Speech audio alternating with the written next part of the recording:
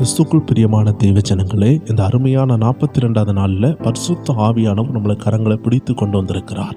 அவருடைய அபிஷேகம் நம்மளை நிரப்பிக் கொண்டே இருக்கிறது. அவருடைய வல்லமை ஒவ்வொரு பேரையும் தொட்டு கொண்டு இருக்கிறது. எப்படி 120 பேர் கூடியிருந்த அறை பரிசுத்த ஆவியினுடைய வல்லமையினால் நிரம்பினதோ, இந்த 100 நாள் ஜெபத்தில் தேவன் ஒவ்வொரு பேருடைய வீடையும் பரிசுத்த ஆவியினால் நிரப்பிக் கொண்டிருக்கிறார். ஆவியானவர் செய்கிறத இந்த மாம்ச கண்ணால பார்க்க முடியாது. அதனால தான் எலிசா ஜெபித்தாரு, ஆண்டவரே என் வேலைக்காரனுடைய கண்களை திறங்க. அந்த ஜெபத்திற்கு ஆண்டவர் பதிலை கொடுத்து அந்த வேலைக்காரனுடைய கண்கள் திறக்கப்பட்ட பொழுதுதான் தெரிந்தது, எலிசாவை சுற்றிலும் அக்னிமயமான குதிரைகள் இருந்தது. அவர்களோடு இருக்கிறவர்களை காட்டிலும் இந்த தேவ மனிதனோடு இருந்தவர்கள் அநேகராக இருந்தாங்க. இன்னைக்கு உங்க பிரச்சனை எவ்வளவு இருக்குதுன்னு பார்த்து பயப்படாதீங்க தேவச்சனமே. உங்க சூழ்நிலை எப்படி இருக்குதுன்னு சொல்லி நீங்க கவலைப்பட வேண்டாம். உங்க ஆவிக்குரிய கண்ணை திறந்து கர்த்தர் உங்க கூட யார் இருக்காருன்னு காண்பித்தார் என்றால் நீங்க தைரியமாக இருப்பீங்க. கர்த்தர் உங்களை எதற்காக ஆயத்தப்படுத்துகிறார் என்று நீங்க அறிந்தீங்கன்னா நீங்க தைரியமாக இருப்பீங்க. இன்னைக்கு நீங்க எந்த சூழ்நிலையில இருந்தாலும் சரி, எந்த உடைக்கப்பட்ட நிலைமையில இந்த வார்த்தையை கேட்டுக்கொண்டிருந்தாலும் சரி, உங்களை உருவாக்கி உங்களை அழகுபடுத்த ஒருவர் உண்டு. அவருடைய வார்த்தையை தான் நீங்க கேட்டுக்கொண்டிருக்கிறீங்க தேவச்சனமே. அதனால உள்ளத்தின் ஆழத்திலிருந்து கேட்க ஆரம்பியுங்கள்.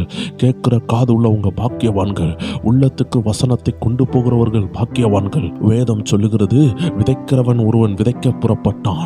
அவன் விதைக்கையில் சில விதைகள் வழியருகே விழுந்ததுன்னு வேதம் சொல்லுகிறது. முள்ளுள்ள இடங்கள்ல விழுந்துச்சுன்னு வேத வசனம் அருமையாக சொல்லுகிறது. அதே போல எல்லா நிலத்தாலையும் பலன் கொடுக்க முடியவில்லை. அநேகருடைய வாழ்க்கையில அவங்க வாழ்க்கை கட்டமைப்பு எப்படி இருக்கிறதோ அதற்கு ஏத்தாக்களை தான் வசனம் கிரியை செய்யும் தேவஜனமே. வசனம் பவர்ஃபுல் தான். தேவன் வல்லமை உள்ளவர் தான். தேவன் அற்புதம் செய்கிறவர் தான். அந்த தேவனுடைய வல்லமையை நீங்க எவ்வளவு தூரம் ரிசீவ் பண்றீங்க, எவ்வளவு தூரம் அக்செப்ட் பண்றீங்க, எவ்வளவு தூரம் உங்களுக்குள்ள இருந்து விசுவாசத்திற்கு நீங்க இடம் கொடுக்கிறீங்கன்னு கர்த்தர் பார்த்து கொண்டிருக்கிறார். இந்த நாட்கள்ல சில காரியங்கள் உங்களை அவிசுவாசப்படுத்தி உங்களை சோர்வுபடுத்தி இதெல்லாம் நடக்குமா, இதெல்லாம் சாதிக்க முடியுமான்னு சொல்ற சில அவிசுவாசத்தை கர்த்தர் இன்னைக்கு நிர்மூலமாக்குகிறாரு. எப்படி ஒரு கேரம் போர்ட்ல காயின்ஸை நம்ம சுண்டி விடுகிறோமோ, இன்னைக்கு சிலதை ஆவியானவர் சுண்டி கீழே விழ வைக்கிறாரு.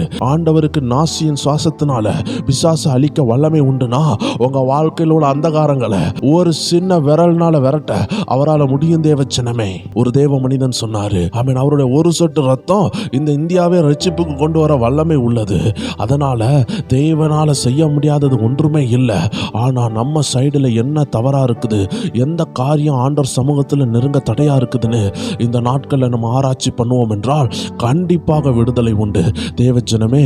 நல்ல நிலத்தை கூட பைபிள் சொல்லுது. அந்த நல்ல நிலம் கூட என்ன செய்து பாருங்களேன், சிலது 30 பலன் கொடுக்குது, சிலது 60 பலன் கொடுக்குது, சிலது மட்டும்தான் 100% பலன் கொடுக்குது. அப்படி என்றால் என்ன தேவஜனமே, நல்லா ஜபிக்கிறவங்க கூட சில நேரம் சோர்ந்து போயிடுறாங்க. அதனால 30 தான் கொடுக்க முடியுது. நல்லா ஜபிக்கிறவங்க கூட, ஆண்டவருக்காக வைராக்கியமா இருக்கிறவங்க கூட சில நேரம் பார்த்தீங்கன்னா 60% தான் கொடுக்குறாங்க. ஆனா ஒரு சிலர் மட்டும்தான். வேதத்தில் போட்டிருக்க 2 காசுடைய ஒரு வயதான தாய் இருந்தாங்க. வசனம் சொல்லுது, அவர்களோ தங்களுடைய எல்லா காரியத்தையும் ஆண்டவருக்கு கொடுத்தாங்கன்னு. இப்படி ஆண்டவருக்காக மொத்தமாக கொடுக்குறவங்க ரொம்ப சிலர் தான். இந்த வார்த்தையை கேட்குறவங்க இந்த 3 கேட்டகரியில் நீங்கள் எதா கூட இருக்கலாம். நீங்கள் நல்ல நிலமாக இருக்கலாம், நீங்கள் கர்த்தருடைய வார்த்தையை கூட கேட்டுட்டு இருக்கலாம். ஆனால் உங்களுடைய ரிசல்ட் 30% இருக்கும், உங்கள் ரிசல்ட் 60% இருக்கும். சிலருக்கு மட்டும்தான் 100%. இது ஆண்டவருடைய பிரச்சனை இல்லை, அது நிலத்தில் உள்ள பிரச்சனை தேவஜனமே. அது தேவனோடு உறவாடுகிற ஒரு விஷயத்தில் நம்ம சின்னதாக குறைவுபட்டுருவோம். நல்ல பரிசுத்தமாக இருப்பாங்க, நல்ல அபிஷேகத்தில் இருப்பாங்க. ஆனால் ஏதோ ஒரு சின்ன சோர்வின் வார்த்தையை கேட்ட உடனே அன்னைக்கு அதிகாலை ஜெபத்தை பண்ணாமல் போயிடுவாங்க. அன்னைக்கு ஆண்டவரோடு உறவாடுகிறத விட்டுருவாங்க. ஆனால் சிலர் இருக்கிறாங்க, சில சோர்வின் வார்த்தையை கேட்டாலும் அதிகாலை ஜெபிச்சிருவாங்க, ஆனால் இரவு நேரத்தில் மறந்துடுவாங்க. ஆனால் சிலர் இருக்கிறாங்க, அவங்க என்ன போராட்டம் வந்தாலும் அதிகாலையிலையும் ஜெபிப்பாங்க, இரவுலையும் ஜெபிப்பாங்க, இடைவிடாமல் ஜெபிப்பாங்க, ஆண்டவரோடு இருப்பாங்க. என்னதான் போராட்டம் வந்தாலும் ஆண்டவர் மேலே அவங்களுக்கு மனக்கசப்பே வராது. இப்படிப்பட்டவங்க மட்டும்தான் 100% ரிசல்ட் கொடுப்பாங்கன்னு வேதம் சொல்லுகிறது. காலையில் ஜெபிச்சுட்டு மாலையில் சொந்து போகிறவங்க 60% தான் ரிசல்ட் கொடுப்பாங்க. காலையில் ஒரு பிரச்சனை வந்த உடனே காலையிலையும் ஜெபிக்க மறந்து நைட்டும் ஜெபிக்க மறந்து ஒரு நாள் கழித்து தேடுறவங்க 30% தான் ரிசல்ட் கொடுப்பாங்க. இதெல்லாம் ஒரு மனித கணிப்பு தான் தேவச்சனமே. ஆனால் சிலர் இருக்கிறாங்க, அவர்களுக்கு வசனத்தை கேட்கும் பொழுது சந்தோஷமாக கேட்பாங்க. ஆனால் சில உலக ஆசைகள் வரும் பொழுது அந்த முச்செடிகள் அவர்களை என்ன செய்து வசனத்தை நெருக்கி போடுகிறது. இப்போ பிரச்சனை எங்கே இருக்குன்னு பார்த்தீங்கன்னா, வசனத்தில் இல்லை, ஆண்டவர்கிட்ட இல்லை, நமக்குள்ள இருக்கிற முள்ள போல உள்ள சுபாவம். வேதம் தெளிவாக சொல்லுது, கற்பாறையான இருதயம், வழி அருகே விதைக்கப்பட்ட இருதயம். தேவச்சனமே, இப்படிப்பட்ட எந்த இதயமாகவும் நமக்கு இருக்கக்கூடாது. இப்படிப்பட்ட கற்பாறையான முள்ளுள்ள இடம், வழி அருகே விதைக்கப்பட்ட நிலம் போல நீங்க இருந்தீங்கன்னா உங்களுக்கு 1% கூட வித்து வளராது. ஏன்னா வித்தை தான் விதைக்கவே முடியலையே. வழி அருகே விழுந்ததை பறவை தூக்கிட்டு போயிட்டு கல்லுள்ள இடத்துல விழுந்துச்சு, கல்லுள்ள இடத்துல விழுந்ததை வளர விடல. ஏன்னா வேறு பிடிக்க முடியல. முள்ளுள்ள இடத்துல விழுந்த பொழுது வித்தால விதைக்கவே பட முடியல, முள்ளு அதை நெருக்கி கொண்டுட்டு. அப்ப இந்த 3 கேட்டகரியில உள்ளவங்களுக்கு வசனம் ரிசல்ட்டே கொடுக்காது. அப்ப நல்ல நிலம் இருக்குது. அந்த நல்ல நிலத்துல கூட நான் சொன்ன பார்த்தீங்களா, ஒரு சின்ன போராட்டம் வந்தா ஒரு நாள் ஜபத்தை கட்டடிச்சிருவாங்க. இவங்களுக்கு 30% தான் கொடுக்க முடியும். ஒரு சின்ன போராட்டம் வரும், அவங்க காலையில் ஜெபிப்பாங்க, நைட்டு சோர்ந்து போயிடுவாங்க. இவங்க 60% தான் இருப்பாங்க. ஆனால் என்ன போராட்டம் வந்தாலும் ஆண்டவரை கவலையே படாம, ஆண்டவர் சைடில் ஒரு பிரச்சனையே இல்லைன்னு சொல்லி ஏதோ தேவகுமாரன் போல ஆண்டவருக்காக நிற்பாங்க பார்த்தீங்களா, அவங்க 100 மடங்கு ஆசீர்வாதத்தை பெறுவாங்க. அது இந்த சாத்ராக் மேஷாக் ஆபேத்நேகோ போல, அது அந்த தானியேலை போல, ஆண்டவருக்கு பிரியமான தாவீதை போல சிலர் மட்டும்தான் எந்த பிரச்சனை வந்தாலும் ஆண்டவரை ஒரு பிளாக் லைட்ல பார்க்க மாட்டாங்க. எத்தனை பேருக்கு ஆசையா இருக்கு அப்படிப்பட்ட ஒரு நபரா நான் மாறணும், எந்த பிரச்சனை வந்தாலும் என் ஆண்டவர் எனக்கு நன்மைக்காக தருவார்னு எத்தனை பேர் சொல்றீங்க? அந்த கோலியாத்து வரலனா இன்னைக்கு தாவீதுடைய சிங்காசனம் கிடையாது. ஒரு குழியில யோசேப்பு விழலனா அவன் ஒரு உயர்ந்த இடத்துக்கு வந்திருக்க முடியாது. ஒரு அக்கினி ஜுவாலை இல்லனா அவன் ஒரு அதிபதியா மாறி இருக்க முடியாது. ஒரு சிங்கக்கபி இல்லனா ஒரு உயர்ந்த இடத்துக்கு வந்திருக்க முடியாது. சகல ஜனங்களுக்கும் கிடைக்காத ஒரு பதவி எஸ்தருக்கு எப்படி கிடைச்சிச்சு? எஸ்தர் தாயின் கருவிலிருந்து பிறந்ததுல இருந்து உபத்திரமும், தாயை பார்த்ததில்ல, தகப்பனை பார்த்திருக்க வாய்ப்பு இல்லாம இருந்திருக்கலாம். அவன் ஒரு சித்தப்பா கூட வளர்ந்து கொண்டு இருக்கிறார். சித்தப்பாவும் பாடுகள்ல தான் இருக்கிறாரு. நினைச்சதை வாங்கி கொடுத்திருக்க மாட்டாரு. நல்ல உடைகள் இருந்திருக்காது, நல்ல காலணிகள் இருந்திருக்காது. சரீர பிரகாரமான சகல உபத்திரவங்களை அனுபவித்துக் கொண்டே இருக்கிற ஒரு தேவ பிள்ளைக்கு ஒரு நாள் வருகிறது, அவள் இளவரசியாக மாறுகிறாள். எப்படிங்க? வசனம் சொல்லுது, நீ அடுப்பு கறி போல இருந்தாலும் உனக்கு பொன் சிறகு உண்டாகும் சொல்லுது. தேவச்சனமே, ஆமென். 100% ஆண்டவரை தேடுகிறவர்களுக்கு ஒரு நன்மையும் குறைவுபடாது, ஒரு நன்மையும் குறைவுபடாது. அதனாலதான் வசனம் சொல்லுகிறது, அவரை முழு இருதயத்தோடு தேடும் பொழுது அவரை தேடுகையில் நீங்க கண்டடைவீர்கள். அப்படி என்றால் காவாசி இருதயத்தோடு அல்ல, அறவாசி இருதயத்தோடு அல்ல, முக்காவாசி இருதயத்தோடு அல்ல, முழு மனதோடு தேட ஆரம்பிச்சா தேடுகையில் நீங்க கண்டடைவீர்கள். 2 நாள் முழு மனசோடு தேடிட்டு 3ஆவது நாள் விட்டாலும் கண்டுபிடிக்க முடியாது. ஆண்டவர் உங்களை அனுதினமும் முழு மனசா வர சொல்றாரு. நீங்க முழு மனசா வர்றதுக்காக தான் அநேக போராட்டங்கள் வந்து கொண்டிருக்கிறது. அந்த போராட்டம் உங்களை தடை செய்ய பார்க்கும். நீங்க அந்த போராட்டத்தை தாண்டி ஆண்டவரை நேசிக்க ஆரம்பித்தீங்கன்னா நீங்க முழு மனசா வர ஆரம்பிப்பீங்க. தேவஜனமே, இந்த நாட்கள்ல உங்க முழு மனசை கொடுக்காதபடி சத்ரு யுத்தம் பண்ணி கொண்டிருக்கிறார். எல்லா தேவஜனமும் புரியணும், தேவன் எனக்கு பதில் அனுப்பி கொண்டிருக்கிறாரு. அதனாலதான் தானியேல் 21 நாள் உபாசம் முடிக்கிறதுக்கு முன்னாடியே பதில் வந்துட்டு, ஆனா பிசாசு அதை தடை பண்ணா. எத்தனை தேவஜனம் புரியுறீங்க? உங்களுக்குள்ள பதில் நடுவழியில வந்து நிக்குது. ஆனா ஏதோ விதத்துல அந்த பிசாசு தடுக்கிறான் பாத்தீங்களா? ஒருவேளை உங்களை சோர்வாக்குவான், ஒரு கோவப்பட வைப்பான், ஒரு சண்டையை போட வைப்பான், ஒரு கெட்ட வார்த்தை போட வைப்பான், ஒரு சினிமாவை பார்க்க வைப்பான், தவறான பாவங்கள்ல விழ வைப்பான். அந்த நேரம் புரிஞ்சுக்கிடணும், உன் ஆண்டவர் உனக்கு தப்பு பண்ணல, அந்த ஆண்டவருக்கு நீ தப்பு பண்ணி கொண்டு இருக்கிற. ஏதோ விதத்துல ஒரு தப்பு உன் வாழ்க்கையில வரும் பொழுது என் ஆண்டவர் எனக்கு உதவி செய்யலன்னு தேவஜனம் ஒரு நாளும் கம்ப்ளைண்ட் பண்ணக்கூடாது. ஆண்டவர் உதவி செய்து கொண்டே தான் இருக்கிறார். அனாதி காலத்துல இருந்து இன்னைக்கு வரைக்கும் ஆண்டவர் நல்ல தகப்பனா இருக்கிறாரு. மீனை கேட்டால் பாம்பை தருவாரோ என்று சொன்ன ஆண்டவர், அவர் மீனை கேட்கும் பொழுது பாம்பை தரமாட்டாரு. நீ ஆண்டவர்கிட்ட ஏதோ ஒண்ணு கேட்கிறல்ல, அவர் ஏதோ விதத்துல தடையா இருக்குதுன்னு சொல்லிட்டு ஆண்டவர் செய்யலன்னு நினைக்காத தேவ ஜனமே, இந்த சத்தத்தை கேட்கிற யாராக இருந்தாலும் சரி, நல்லா புரிஞ்சு கொள்ளுங்க. ஆண்டவர்கிட்ட கேட்கும் பொழுது அவர் தருவாரு, அவர் தருவாரு, அவர் தருவாரு. தேவ பிள்ளைக்கு என்ன தேவையோ அதை கண்டிப்பா தருவாரு. ஜெபத்துக்கு 3 பதில் உண்டு. ஒன்னு எஸ், ஒன்னு நோ, இன்னொன்னு வெயிட். அப்படி என்றால் ஆம், இல்லை, காத்துரு. ஆண்டவர் உங்களுக்கு தருவேன்னு சொல்லிட்டாருன்னா உடனே தருவாரு. ஒருவேளை அவர் தராமல் லேட்டாக்குறாருன்னா காத்திருக்க வேண்டும். ஒருவேளை அவர் தரவில்லை என்றால் என்றால் நோன்னு அர்த்தம், அவர் தரலன்னு அர்த்தம், அது உங்களுக்கு ஆபத்துன்னு அர்த்தம். சிலப்போ அவர் உங்களுக்கு தந்துருவாரு, ஆனா உங்க உயிர் போய்விடும், இல்லை என்றால் உங்க பிள்ளைகளுடைய உயிர் போய்விடும். ஏதோ ஒண்ணு நீங்க கேட்குறீங்க, ஏதோ ஒண்ணு நீங்க கேட்கறத கர்த்தர் அது உங்களுக்கு ஆபத்துன்னு தெரிஞ்சும் தரமாட்டாரு. அதுல உங்களுக்கு ஆபத்து இல்லைன்னா கண்டிப்பா தருவாரு. இன்னைக்கு அநேக வாலிபர்களை பாருங்க, ஒரு குறிப்பிட்ட வயசு வரும் பொழுது எனக்கு பைக் வாங்கி தாங்க, பைக் வாங்கி தாங்கன்னு கேட்பாங்க. எனக்கு மொபைல் வாங்கி தாங்க, மொபைல் வாங்கி தாங்க, நான் ஆன்லைனில் படிக்கணும், இந்த நாட்களில் பிரச்சனை இருக்குது, எனக்கு லைவாக போக முடியல, எனக்கு ஆன்லைனில் டியூஷன் இருக்குது, அது இருக்குதுன்னு சொல்லி வாங்கிடுவாங்க. கடைசியில் பார்த்தா ஒரு பெண்ணோடையோ இல்லை என்றால் ஒரு ஆணோடையோ உலக பிரகாரமான காதல் என்ற வலையில் விழுந்து அவர்களுடைய படிப்பை வீணாகி விடுகிறது. இதனால் சில நேரம் தற்கொலை கூட நடக்குது. தேவ ஜனமே யோசித்து பாருங்கள். படிக்கிறதுக்கு தான் நீங்கள் வாங்கி கொடுத்தீங்க, ஆனால் அது உபயோகப்பட்டது சாத்தானுடைய ஒரு கருவியாக. அந்த செல்போன் என்ன ஆயிட்டு அந்த பிள்ளையினுடைய உயிரையே வாங்கிட்டு. தேவஜனம் புரியணும். சிலப்போ நீங்க கேட்பீங்க, ஆண்டவரே ஒரு பிசினஸ் தந்தா தேவனுடைய ராஜ்யத்துக்கு தான் நான் செயல்படுவேன்னு கேட்பீங்க. ஆனா அந்த பிசினஸுக்குள்ளாடி சாத்தான் ஒரு தந்திரம் வச்சிருக்கிறான்னா ஆண்டவர் தரமாட்டாரு. தேவஜனமே, அதனால ஆண்டவர் மேல கோவப்பட்டு ஒரு விஷயம் கிடையாது. நீங்க அழியணும்னு நீங்களே நினைக்க கூடாது. அதனாலதான் ஆண்டவர் எதையோ ஒன்ன தடை பண்ணி இருக்கிறாரு. நீங்க சொந்து போகாதீங்க. ஒரு வாசல் அடைச்சாயா ஏசப்பா 1000 வாசலை திறப்பாரு. தேவஜனமே, அந்த விசுவாசம் எங்க போனது? உங்களுக்குள்ள இருந்த அந்த ஆதி அன்பு எங்க போனது? அந்த வைராக்கியம் எங்க போனது? ஆண்டவர் மேல உள்ள பக்தி வைராக்கியம் எங்க போனது என்று ஆண்டவர் உங்களை பார்த்து கேட்டுக்கொண்டிருக்கிறாரு. உங்க பிள்ளை சிலப்போ ஆசையா கேட்கும், எனக்கு இந்த பைக்கை வாங்கி தாங்க, அந்த ரேஸ் பைக்கை வாங்கி தாங்கன்னு கேட்கும். நீங்க வாங்கி கொடுப்பீங்க. எத்தனை சம்பவங்கள் கேள்விப்படுறோம். 40 கிலோமீட்டர் தாண்டி போக மாட்டேன், நான் ஸ்லோவா தான் போவேன், நான் ரொம்ப ஸ்லோவா இருப்பேன்னு சொன்ன பிள்ளை சத்துருவினால் ஏவப்பட்டு மிக விரைவாக ரேஸ் பண்ணி அவன் செத்து போயிருக்கிறத எத்தனை பேர் நம்ம நியூஸ்ல கேள்விப்படுறோம். உங்க பிள்ளைக்கு பைக் வாங்கி கொடுத்தீங்க, நல்லா தான் இருந்துச்சு, பிள்ளையினுடைய ஆசை நிறைவேறிச்சு. ஆனா இன்னைக்கு பிள்ளை இல்லாம போயிட்டு பார்த்தீங்களா? ஏதோ விதத்துல அந்த ஆசீர்வாதம் உங்களை கெடுக்கும்னா ஆண்டவர் தரமாட்டாரு. அப்படிப்பட்ட ஜபக்குறிப்புக்கு மட்டும்தான் நோ என்ற பதில் வரும். மற்ற ஜபக்குறிப்புகளுக்கு நோன்னு பதில் வராது. வெயிட் பண்ணுன்னு சொல்லுவாரு. அதற்கு நீ தகுதியாக நான் உன் கையில தருவேன்னு சொல்றாரு. ஒரு 4ஆம் கிளாஸ் பிள்ளை அப்பாட்ட போய், அப்பா எனக்கு ஹெலிகாப்டர் வாங்கி தாங்கன்னு கேட்டா அவரு சொல்லுவாரு, நீ வெயிட் பண்ணு, உனக்கு ஒரு பொம்மை ஹெலிகாப்டர் வாங்கி தாரே, ஒரு நாள் நீ பைலட்டா மாறுவ, அன்னைக்கு நீ ஹெலிகாப்டர் ஓட்டு, நீ பிரைவேட் ஜெட் ஓட்டு, நீ ஏன்னா அதுக்கு தகுதி ஆயிட்ட, ஏன்னா உனக்கு எப்படி ஓட்டணும்னு தெரியும். இப்போ உனக்கு வாங்கி தரக்கு எனக்கு பணம் இருந்தாலும் நீ சின்ன பிள்ளையா இருக்கிறதுனால உனக்கு வாங்கி தர முடியாது. Because you don't have the maturity to handle the situation. ஏன்னா அதுக்குள்ள தகுதி வரல. இன்னைக்கு நீ ட்ரீம் பண்ணு, இன்னைக்கு நீ கனவாக அதை யோசித்து எப்படி மாறணும்னு வாழ்ந்து நீ ரெடியாகு. ஒரு நாள் வரும், நீ எந்த பிளைனையும் ஓட்டுவ, எந்த ஜெட்டையும் ஓட்டுவ, எந்த ஹெலிகாப்டரையும் ஓட்டத்தக்கதான திராணி வரும்போது உனக்கு நான் வாங்கி தாரேன். ஒரு சின்ன பிள்ளை லாரி கேட்ட வாங்கி கொடுத்துருவீங்களா? விளையாட்டு ஜாமான் தான் வாங்கி கொடுக்க முடியும். இதே போலதான் வானத்தையும் பூமியும் படைத்து அண்ட சராசரங்களை படைத்த தேவனுக்கு முன்னாடி போயிட்டு நீங்க ஏதோ ஒண்ணு கேட்கும் பொழுது அவர் பாப்பாரு, இது என் பிள்ளைக்கு செட் ஆகுமா, இது என் பிள்ளைக்கு செட் ஆகாதா? தேவஜனமே, இன்னைக்கு அநேக வாலிப பிள்ளைகள் செய்யற தப்பு என்ன தெரியுமா?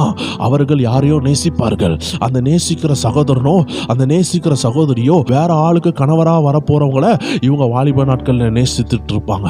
ஏன்னா இவங்களுக்கு தெரியாது, ஆண்டவருக்கு மட்டும்தான் தெரியும் எந்த ஆதாமுக்கு எந்த ஏவாள் வேண்டும், எந்த அகிலாவுக்கு எந்த பிரிஸ்கிலா வேணும்னு ஆண்டவருக்கு மட்டும்தான் தெரியும்.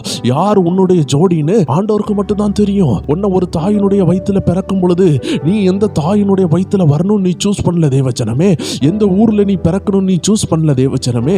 அதே போல உன் வாழ்க்கையில உன் திருமண விஷயத்திலையும் கர்த்தர் தருவாரு. ஏன்னா உன்னை காட்டிலும் உன் ஆண்டவருக்கு தான் யார் உனக்கு செட் ஆகும் நல்லா தெரியும். ஆனா இன்னைக்கு அநேக வாலிப பிள்ளைகள் செய்யற தவறு என்ன தெரியுமா? ஏதோ ஒரு நபருக்கு கணவரா மாற போகிறவனை காலேஜ்ல இருந்தே லவ் பண்ணிட்டு இருப்பாங்க. ஏதோ ஒரு பையனுக்கு மனைவியா மாற போகிற ஒரு பிள்ளைய சின்ன வயசுல இருந்து லவ் பண்ணிட்டு இருப்பாங்க. இது தேவனுடைய சித்தமா இல்லாததுனால ஆண்டவர் அதை தடுத்துக்கிட்டு இருப்பாரு. இது எதுக்கு ஒப்பனையா இருக்கு தெரியுமா? அடுத்தவங்களுடைய வஸ்திரம் உங்களுக்கு சேராது. ஒருவேளை அது டைட்டா இருக்கும், ஒருவேளை அது லூஸா இருக்கும். ஆண்டவர் உங்களுக்குன்னு ஒன்று நினைச்சிருக்காரு, உங்களுக்குன்னு வச்சிருக்கிறாரு. அதை வர வரைக்கும் நீங்க ஜெபிக்கணும். சத்ருனுடைய ஆசை என்ன தெரியுமா? நீங்க யாருக்கையும் வஸ்திரத்தை போட்டு கொல கொலன்னு லூஸா ஒரு வஸ்திரத்தை போட்டு போகணும்னு நினைக்கிறான். அதனாலதான் வேற ஒரு ஆளுக்கு மனைவியா மாறப்போகிற ஒரு வாலிப பிள்ளையை அவங்களை நேசிக்க வைக்கிறான். வேற ஒரு சகோதரிக்கு கணவரா மாறப்போகிற ஒருத்தனை நேசிக்க வைக்கிறான். வாலிப பிள்ளைகளை இதை கேட்டுக்கொண்டிருப்பீங்கன்னா கொஞ்சம் கண்ட்ரோலா இருங்க, கொஞ்சம் பொறுமையா இருங்க. கர்த்தர் ஏற்ற நேரத்துல உங்களுக்கு ஒரு ஆயத்தத்தை பண்ணி இருப்பாரு. உங்க விழா எலும்பு எதுன்னு ஆண்டவருக்கு தெரியும். அதை ஏற்ற நேரம் கொண்டு வருவாரு. ஆண்டவர் தாங்க ஆதாமுக்கு மனைவி இல்லைன்னு கவலைப்பட்டு ஏற்ற துணையை உண்டாக்குனாரு. உங்களுக்கு ஒரு ஏற்ற துணையை உண்டாக்க மாட்டாரா அந்த அப்பா? அப்பா அப்பா கையில விட்டு விடுங்க, அப்பா பார்த்துக்கிடுவாரு. நீங்க செலக்ட் பண்றதை காட்டிலும் அப்பா செலக்ட் பண்றது அற்புதமா இருக்கும், பிரமாதமா இருக்கும், ஆசீர்வாதமா இருக்கும், முடிவு வரைக்கும் கனமா இருக்கும். எத்தனை பேர் விசுவாசிக்கிறீங்க? உங்க பிள்ளைகளுக்கு நீங்க செலக்ட் பண்றதை காட்டிலும் கர்த்தர் தர்றது ஆசீர்வாதமா இருக்கும். கர்த்தர் தர்றது வேதனையை கூட்டாது. ஒருவேளை அழகான ஒரு அழகேஸ்வரியை நீங்க கெட்டி கொடுப்பீங்க, ஆனா அவளை போல வேதனையான ஒரு மருமகா உங்களுக்கு நீங்க பார்த்திருக்கவே மாட்டீங்க. ஒருவேளை ரொம்ப அழகா இருக்கா, ரொம்ப பணக்காரன்னு கட்டி கொடுப்பீங்க, ஆனா ஒரு ஏழைக்கு கூட இருக்கிற தாராள மனசு அந்த பணக்காரனுக்கு இருக்காது. ஒரு ஏழைக்கு கட்டி கொடுத்தா கூட அவன் மாசம் ஒரு 500 ரூபாவோ 1000 ரூபா கொடுத்து மாமா மாமின்னு ஹெல்ப் பண்ணியிருப்பான். ஆனா ஒரு கோடீஸ்வரனுக்கு கொடுத்து ஒரு லட்டு கூட வாங்கி தராத, ஒரு துட்டு கூட உங்களுக்கு தராத, உங்க அவசரத்துல அவங்களை கவனிக்காத ஒரு மருமகனை நீங்க கட்டி கொடுக்குறீங்க. அவன் ஒரு பணப்பையா இருப்பான், அவன் ஒரு கஞ்சனா இருப்பான், ஆனா கேட்கறதுக்கு அவன் பிசினஸ்மேன், ஆனா கேட்கறதுக்கு அவன் கோடீஸ்வரன், ஆனா அவனுடைய கோடி உனக்கு உதவாது என்று ஆவியானவர் சொல்லுகிறார். அதனால தேவ ஜனமே, அருமையான தாயாரே, உங்க மகனுக்கு உங்க மகளுக்கு ஏற்ற துணை யார் என்பது உங்களுக்கு தெரியாது, உங்க மகளுக்கு தெரியாது, உங்க மகனுக்கு தெரியாது, உங்க கணவருக்கு தெரியாது, ஆனா ஆவியானவருக்கு தெரியும். இந்த 100 நாள் ஜெபத்துல கர்த்தர் அதை வெளிப்படுத்துகிறார். கர்த்தர் உங்க கண்களை திறக்கிறார். அவன் அன்னைக்கு எலிசாவுடைய வேலைக்காரனுடைய கண்களை கர்த்தர் திறந்த பொழுது ஆவிக்குரிய உலகத்தை கண்டான். தெய்வ ஜனமே, இன்னைக்கு ஆவிக்குரிய உலகத்துல உனக்கு எந்த ஆசீர்வாதம் வருதுன்னு இந்த 100 நாள் ஜெபத்துல கர்த்தர் உன் கண்ணை திறந்து காண்பித்து தருவாரு. எத்தனை பேர் விசுவாசிக்கிறீங்க? தெய்வ ஜனமே, இன்னைக்கு ஆவியானவர் ஒவ்வொருவரையும் தொட போறாரு. ஆண்டவர் சொல்லுகிறாரு, இந்த 100 நாளும் அபிஷேக பெருவெள்ளத்துல குளிச்சு கொண்டு இருக்கிறீங்க, அபிஷேக நதியில மூழ்கி குளிக்கிறீங்க. இதனுடைய விலை உங்களுக்கு தெரியாது. தெய்வ ஜனமே, ஒரு பாலை கொடுக்கிற மாடை பாருங்க, தான் கன்று குட்டிக்கு பாலை கொடுக்குது, ஆனா அந்த பாலுக்கு நல்ல மதிப்பு உண்டு. ஆனா அந்த பாலை உருவாக்குன புல்லுக்கு மதிப்பு கிடையாது. புல்லு ரோடெல்லாம் இருக்குது, ஆனா அந்த புல்லுக்கு என்ன மதிப்பா இருக்குது? ஆனா அந்த புல்லை சாப்பிட்டதுனாலதான் பால் வந்துச்சு. பால் 1 லிட்டருக்கு இவ்வளவு விலை இருக்குது. ஏன்னா அந்த புல்லு இன்னொரு ஃபார்ம்ல மாறி இருக்குது. வெளியே இருக்கும் பொழுதுதான் அது புல்லு, ஆனா மாடு அதை சாப்பிட்ட பிறகு, மாடு அதை அசை போட்ட பிறகு, மாடு அதை ஜீரணித்த பிறகு, மாடனுடைய வயிற்றுக்குள்ள போன அந்த புல்லு அது சத்தாக மாறி அது பாலாக மாறுகிறது. தேவ ஜனமே, இன்னைக்கு நீங்க புரியணும், வேத வசனமும் அப்படிதான். இன்னைக்கு நீங்க அபிஷேக வார்த்தையில, தீர்க்க தரிசன வார்த்தையில, ஆவியின் பால்னு சொல்லக்கூடிய வேத வசனமாகிய இந்த அபிஷேக பால்ல, அவன் சத்தான பால்ல இன்னைக்கு நீங்க குடித்து கொண்டிருக்கிறீங்க. இது எப்படி வந்துச்சு தெரியுமா?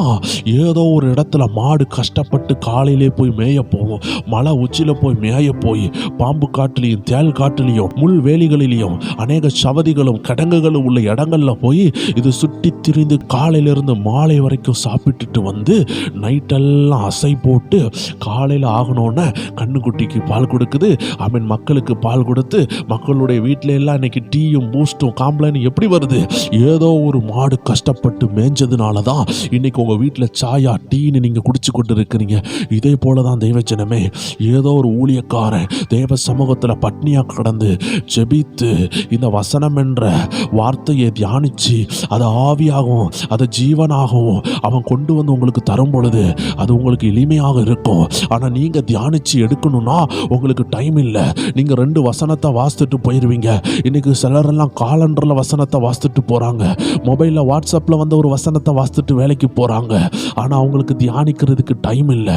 தியானிச்சாதாங்க அசை போடுற அனுபவம். ஒரு மாடு அசை போடலைன்னா அது செவிக்காது. தியானிக்கிற அனுபவம் இன்னைக்கு நிறைய பேருக்கு இல்லை. ஆனா ஒரு ஊழியக்காரன் பட்னியா கடந்து ஜெபிச்சு தியானிச்சு அந்த பாலை கொண்டு வரும் பொழுது அந்த பாலை குடிக்கிறீங்க. ஆனா அந்த கஷ்டம் எப்படின்னு தெரியாது. தேவ ஜனமே, வேத வசனம் அப்படிதான் இருக்குது. இந்த 100 நாளும் ஆண்டவர் உங்களுக்கு பாலை போல வசனம் தாராரு, ஒரு புல்ல போல உங்களுக்கு தரல. வேதம் தான் உங்க கையில இருக்குதே. அந்த வேதத்தை வச்சுட்டு உங்களுக்கு விடுதலை இல்லாம தானே இருக்கிறீங்க. ஆனா நீங்க வச்சிருக்கிற அதே வேதத்துல இருந்து தான் இன்னைக்கு ஆண்டவர் பேசி கொண்டிருக்கிறாரு. ஏன்னா இது கன்சியூமேட்டட் வேர்ட் ஆஃப் காட், இது மறுரூபமான வேர்ட் ஆஃப் காட். உங்க கையில இருக்கிறது புல்லு. அந்த புல்லை சாப்பிட்டு நீங்க அசை போட்டு அந்த புல்லை ஃபர்ஸ்ட் மேயணும். அதுதான் அந்த மாடு செய்யுது. காலையிலே போகுது, மாலை வரைக்கும் மேயுது. மேஞ்சதை வயிற்றுக்குள்ள வச்சிருக்குது. வயிற்றுக்குள்ள வைத்திருக்கிறதா இரவு நேரம் அசை போடுது, பகல்ல அது பாலா கொடுக்குது. இதே மாதிரி தான் தேவ ஜனமே, ஒவ்வொரு ஊழியர்களும் இந்த வசனம் என்ற புல் தோட்டத்தில் மேயிறாங்க. அதுல மேயும் பொழுது பல வசனங்கள் இருக்கும், பல பள்ளத்தாக்குகள் இருக்கும். பல நேரம் பிசாசு சோர்வா கொண்டு வருவான். சோர்வின் பள்ளத்தாக்கு, கண்ணீரின் பள்ளத்தாக்கு, அவர்களுடைய பர்சனல் நீட்ஸ், பர்சனல் தேவைகள், இது எல்லாம் தாண்டி அவர்கள் தேடி ஜெபித்து மேஞ்சி எடுத்து அவர்கள் நைட் நேரம் உட்காந்து ஜெபித்து அதை அசை போடுறது என்றால் அதை தியானித்து அதுல இருந்து அருமையான கிருமியான மில்கை எடுத்துட்டு வந்து உங்களுக்கு தரும் பொழுது அதை குடிக்க கூட உங்களுக்கு மனசு இல்லைனா, அதை பதுக்கி வைக்க மனசு இல்லைனா எப்படிங்க ஆசீர்வாதம் வரும்? இன்னைக்கு சில பிள்ளைகளை பாருங்க, நிப்பிள்ல பால் அடைச்சு கொடுக்கும் பொழுது அது குடிக்காது, அது வாயை இறுக்கி பூட்டிக்கிடும். இப்ப பிரச்சனை யார் மேல இருக்குது? பாலை கொடுக்கிற தாய் மேல இல்ல, பாலை நிப்பில்ல அடைச்சு கொடுக்கிற தகப்பன் மேலையும் பிரச்சனை இல்ல. வாயை இறுக்கமா பூட்டி வச்சுட்டு அழுது கொண்டு இருக்கிற பிள்ளைக்கு தெரியல அந்த பால் எப்படி வந்துச்சுன்னு. இன்னைக்கு ஏதோ ஒரு பிரச்சனையில உங்க பல்ல கடிச்சிட்டு அழுது கொண்டு இருக்கலாம், வேதனையில இருக்கலாம். கொஞ்சம் வாயை திறந்து அந்த தேவன் கொடுக்கிற பாலை குடிங்க. வாயினா என்ன? உங்க இருதயத்தை திறந்து உங்க சோர்வெல்லாம் ஒதுக்கி வச்சுட்டு அந்த போராட்டத்தை தூக்கி குப்பையில போட்டுட்டு அப்பா என்ன சொல்றாருன்னு கேளுங்க. ஏன்னா இந்த வசனம் எளிமையா வரல, இதுக்கு நல்ல எடுத்துக்காட்டு தான். 24 மணிக்கூர் பைபிள் உங்க கையில தான் இருக்குது. அதை திறக்க முடியுதா? அதை வாசிக்க முடியுதா? அது கூட எவ்வளவு நேரம் செலவழிக்க முடியுது? இன்னைக்கு நீங்க யோசிக்கலாம், இது ஒரு சாதாரண செய்தி தானே. ஆனா தேவஜனமே புரிந்து கொள்ளுங்க, இதுக்கு பின்னாடி 1000 பாடு இருக்குது, 1000 போராட்டம் இருக்குது. அதெல்லாம் தாண்டி தான் உங்களுக்கு புல்ல காட்டிலும் புல்லு கன்சியூமேட் ஆகி வரக்கூடிய பால் ஆண்டு தாராரு. புல்லுக்கு விலை இல்லை, ஆனா புல்லு இலவசம் தான். ஆனா பால் இலவசம் கிடையாது.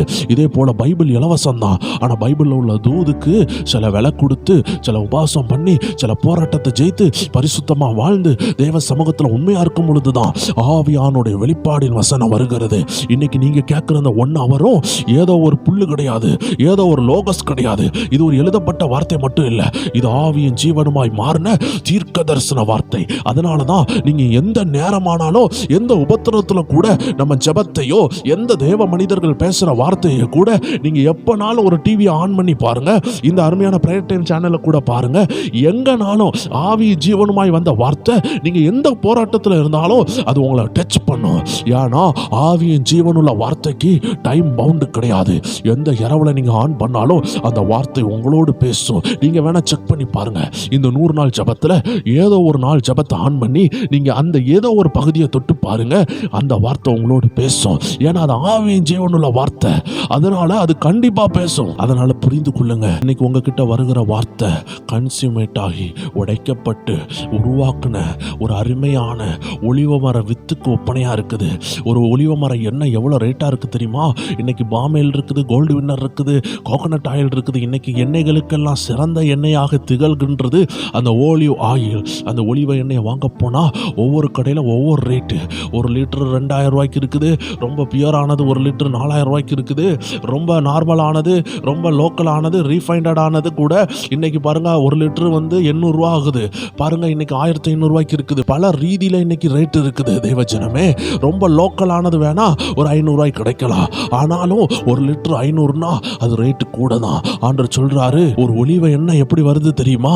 அது ஒரு வித்துல இருந்து அது சிதைக்கப்பட்டு, அது நொறுக்கப்பட்டு, அது அரைக்கப்பட்டு பல ப்ராசஸுக்குள்ள போய் அதுல இருந்து நீங்க ஒரு சாக்கு தட்டுனீங்கன்னா மிஞ்சி போனா 1 லிட்டர் வரும். ஒரு சாக்கு விதையை அரைக்கும் பொழுதுதான் 1 லிட்டர் வருது. தேவஜனமே, அந்த விதையில இருந்து ஒரு எண்ணெய் வருகிறது போலதான் இன்னைக்கு எவ்வளவோ வசனங்களை படிச்சு தியானிச்சு உண்மையா வாழும் பொழுதுதான் அங்க ஒரு கிளாஸ் நிறைய ஒரு எண்ணெய் வருது. தேவஜனமே, அதை தான் உங்ககிட்ட ஊழியர்கள் கொடுக்குறாங்க.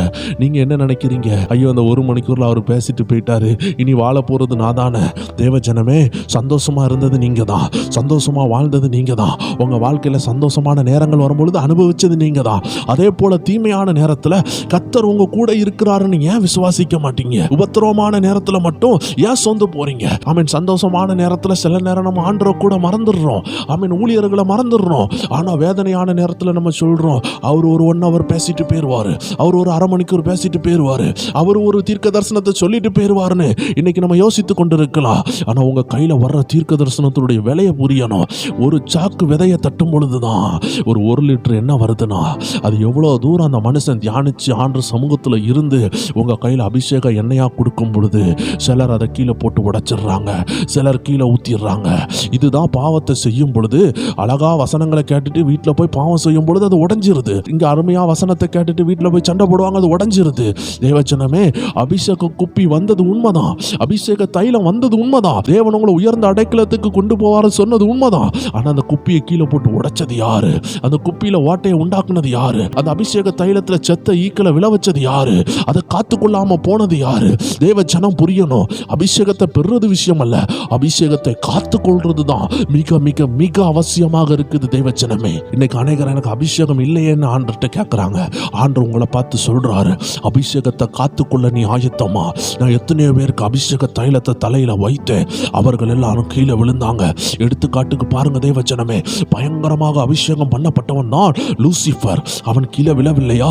விழுந்து விட்டான். ஏனென்றால் அவன் காத்துக்கொள்ளவில்லை. அதனால அபிஷேகம் பெறுகிறது பெரிய விஷயம் அல்ல, அபிஷேகத்தை காத்துக்கொள்ளுகிறது தான் விஷயம் தேவஜனமே.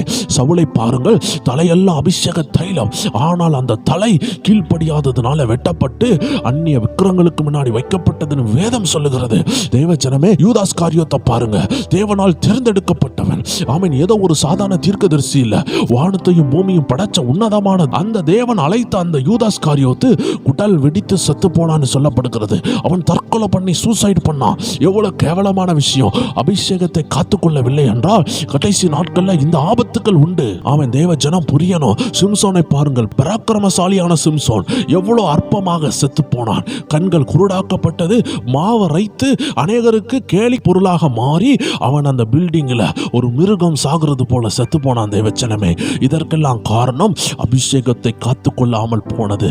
இன்னைக்கு அநேகர் அபிஷேகம் வேண்டுமே ஏக்கத்தோடு இருக்கிறீங்கல்ல, உங்களை பார்த்து ஆண்டவர் முகமுகமாய் சொல்லுகிறார், நீ அபிஷேகத்தை காத்துக்கொள்வாயா? உன்மேல் நான் போடுகிற அபிஷேகம் விளையாடப்பட்டது. அது எங்கிருந்து வருதுன்னு ஒரு ஊழியக்காரன் சொல்லும் பொழுது அவன் வேதனையா சொல்றான். ஆனா ஆண்டவர் சொல்வாரு, இது எங்கிருந்து தெரியுமா வந்துச்சு? ஒரு திராட்சைப்பழ ஆலையில திராட்சைப்பழத்தை நசுக்குவாங்க. அநேக திராட்சைப்பழ ஜூஸ் வர்ற இடத்துல பாத்தீங்கன்னா கால்களை நல்லா கழுவி அந்த கால்களான அந்த திராட்சை பழத்தை மிதிக்கும் பொழுதுதான் அந்த ஒயின் உருவாகிறது. இதே போலதான் அவருடைய சொந்த குமாரனை ஆண்டவர் மனுஷனுடைய காலால மிதிக்கிறதுக்கு ஒப்பு கொடுக்கப்பட்டாரு. இயேசுவின் ரத்தம் கொட்டப்பட்டது, இந்த தரையில கொட்டப்பட்டது. எப்படி ஒரு திராட்சை ரசம் கீழே விழுந்தாலே அது 500 ரூபா 1000 ரூபா லாஸா உண்டாக்குதோ, இதே போல குமாரனுடைய ரத்தம் ஒரு திராட்சை பழத்தை மிதிக்கிறது போல இந்த மனுஷன் கையில ஒப்பு கொடுக்கப்பட்டு சாட்டையால் பிக்கப்பட்டு அந்த ரத்தம் சிந்தப்பட்டது. அந்த ரத்தம் ஒரு சொட்டு கூட இல்லாமல் அவர் விழாவை கிளிக்கும் பொழுது தண்ணீர் புறப்பட்டது. தேவச்சனமே, ஆண்டவருடைய பார்வையில உன் மேல வர்ற அபிஷேகம் எப்படி தெரியுமா இருக்குது? இயேசுவின் ரத்தத்தை இணையா வைக்கிறாரு. இயேசுவின் ரத்தம் சிந்தப்பட்டதுனாலதான் இன்னைக்கு பரிசுத்த ஆவியானவர் உங்களுக்கு கொடுக்கப்பட்டிருக்கிறாரு. அந்த பரிசுத்த ஆவியானவரை நீங்க துக்கப்படுத்தக்கூடாது. ஏன்னா அந்த ஆவியானவர் ஏதோ ஒரு ஆள் கரையம் கொடுத்ததுனாலதான் அவர் இன்னைக்கு வந்திருக்கிறாரு. ஸோ ஆண்டர்கிட்ட கேட்டா சொல்லுவாரு, என் குமாரனையே நான் நசுக்க ஒப்பு கொடுத்தேன், என் குமாரனை அடிப்பட ஒப்பு கொடுத்தேன், அதனாலதான் இன்னைக்கு உன் மேல அபிஷேகம் வந்திருக்கு, உன் மேல ஆவியானவர் வந்திருக்கிறாரு. தேவச்சனமே, அந்த ஆவியானவரையும் அந்த அபிஷேகத்தையும் நீ நாசாக்குவனா உன் மேல ஆவியானவர் வர தாமதமாகும். அதனாலதான் ஆண்டவர் கேட்கிறாரு, நீ அந்த அபிஷேகத்தை நாசாக்க மாட்டேனா உன் மேல அபிஷேகம் வரும். இன்னைக்கு அநேகர் அபிஷேகம் பட்டவர்கள் ஆண்டவரை துக்கப்படுத்துறாங்க. அதனாலதான் ஆண்டவர் சொல்றாரு, பிரச்சனை ஆண்டவர் மேல அல்ல. Don't see the God in a black light. உன் வாழ்க்கைய நீ ஆராய்ச்சி பண்ணி பார்க்கணும்னு ஆண்டவர் சொல்லுகிறாரு. உன்னை நீ ஏன் ஆராய்ச்சி பண்ணி பார்த்தால் நீ நியாயம் தீர்க்கப்பட மாட்ட தேவச்சனமே. இன்னைக்கு உன்னை ஆயத்தப்படுத்து என்ற ஆவியானவர் பேசுகிறார். இன்னைக்கு நீங்க உங்களை ஆயத்தப்படுத்தினீங்கன்னா ஆண்டவருடைய பிரசன்னம் உங்களை பயங்கரமாக நிரப்ப ஆரம்பிக்கும். தேவ ரகசியம் உங்களுக்குள்ள வெளிப்படும். உங்க குடும்பத்தின் போராட்டத்திற்கு ஒரு பூட்டை போடுவார் ஆண்டவர். உங்களை நெடுநாளா துரத்துக்கிற அந்தகாரங்களுக்கு ஒரு லாக்கு உருவாகும். ஏன் தேவச்சனமே, இந்த 100 நாள் ஜபத்துல ஆண்டவர் ஆவியும் ஜீவனுமாக உங்களோட பேசுகிறார்னா அந்த ஆவியும் ஜீவனுள்ள வார்த்தை வந்து ஒரு திறவுகோலா இருக்கிறது. பூட்டப்பட்டதை திறக்கும். அதனாலதான் ஆண்டவர் பேசிக்கொண்டே இருக்கிறாரு. இந்த நாட்கள்ல தேவஜனம் என்ன தெரியுமா செய்யணும்? நீதிமொழிகள் 7:1 ஆண்டோடைய வார்த்தை அருமையா சொல்லுது, என் மகனே, நீ என் வார்த்தைகளை காத்து என் கட்டளைகளை உன்னிடத்தில் பத்திரப்படுத்து. என் வார்த்தைகளை காத்துக்கொள், அதை நீ பத்திரப்படுத்து. You want to save it. அது ஒரு சேவிங்ஸ் அக்கௌண்ட் போல நீங்க வார்த்தைகளை சேமிச்சு வைக்கணும். எப்படி அப்பத்தெல்லாம் ஜனங்கள் சேமித்து வைக்கிறார்களோ, எப்படி மன்னாவை சேமித்து வைத்தார்களோ, அதே போல தேவஜனம் இதுல மண்ணுல விழாதபடி, மண்ணுனா மாம்ச எண்ணங்கள்ல விழுந்து விடாதபடி தேவ ஜனங்கள் இந்த ஆவியின் ஜீவனுள்ள வார்த்தையை உங்க இருதயமாகிய பையில, உங்க இருதயமாகிய பாத்திரத்துல சேமிச்சு வைக்கணும். ஒருவேளை நீங்க மறந்து போகிறீங்கன்னா இதை ரிப்பீட்டடா கேட்கலாம், இல்லை என்றால் எழுதி வைக்கலாம். ஏதோ விதத்துல நீங்க மறந்து போக கூடாது. ஆண்டவர் அதை தான் சொல்றாரு, நீங்க சேமித்து வைக்கணும். அன்னைக்கு எகிப்து தேசத்துல ஒரு பஞ்சம் வர்றதை ஆண்டவர் பார்த்து யோசேப்பை முன்குறித்தாரு. அவன் பல ஆண்டுகளாக சேமித்து வைத்தான். அந்த ஆகாரத்தை சேமித்து வைத்ததுனாலதான் அந்த பஞ்ச நாட்கள்ல அருமையான யோசேப்பு அநேகருக்கு திருப்தியாக கொடுக்க முடிந்தது. இந்த நாட்கள்ல வசனம் பஞ்சம் வரும், இருளி நாட்கள் வரும். உங்க வாழ்க்கையில ஆண்டவர் குறிப்பிட்ட நாட்கள் வசனத்தை கட்டவிழ்க்கிறார்னா ஏதோ ஒரு நெடுநாள் பயணம் இருக்கு தேவஜனமே. அதனாலதான் ஆண்டவர் வசனத்தை கொடுத்தாருன்னா உங்கள்கிட்ட இருந்து எக்ஸ்பெக்ட் பண்ணுவாரு, எவ்வளவு தூரம் என் ஜனம் இந்த வசனத்துக்கு கீழ்ப்படியுது, விதைக்கப்பட்டிருக்குதுன்னா அதுல அறுவடையை எதிர்பார்ப்பார். தெய்வச்சனமே, ஒரு வார்த்தையை அனுப்பி இருக்கிறார்னா அது சிலதை நடத்தி வைக்கும். உங்க வாழ்க்கையில இந்த வார்த்தையை அனுப்பி ஆண்டு சிலதை சாதிப்பாரு. அது உங்க அப்பா இருந்தா கூட நீங்க சாதித்திருக்க முடியாது, உங்க அம்மா இருந்தா கூட சாதித்திருக்க முடியாதத இந்த வசனம் உங்களுக்கு சாதிக்கும்.